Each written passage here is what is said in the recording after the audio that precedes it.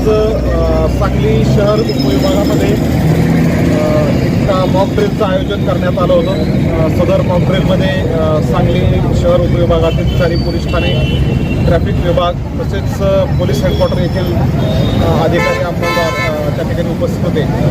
सदर मॉक ड्रिलच्या माध्यमातून एखादा बेकायदेशीर जमाव त्या ठिकाणी जर जमला तर त्याला त्या ठिकाणी तितरबितर करण्याची जी कारवाई आहे ती आमच्या या ठिकाणी जवानांनी त्याचं प्रात्यक्षिक त्या ठिकाणी दिलेलं आहे। त्यामध्ये स्टन ग्रेनेड, स्टन सेल्स, गॅस गन या वेपनचा त्या ठिकाणी वापर करून कशा पद्धतीने जमावाला पांगवता येईल त्याचं प्रात्यक्षिक या ठिकाणी सादर करण्यात आलेलं आहे। यावरून येणाऱ्या या गणपती उत्सवात ईद मिलाद असेल किंवा येणारे अनेक सण उत्सव आहेत त्यामध्ये पोलीस दल व शहर विभाग त्या ठिकाणी पूर्णपणे तयारीनिशी सज्ज असल्याचं त्या ठिकाणी या प्रात्यक्षिकामधून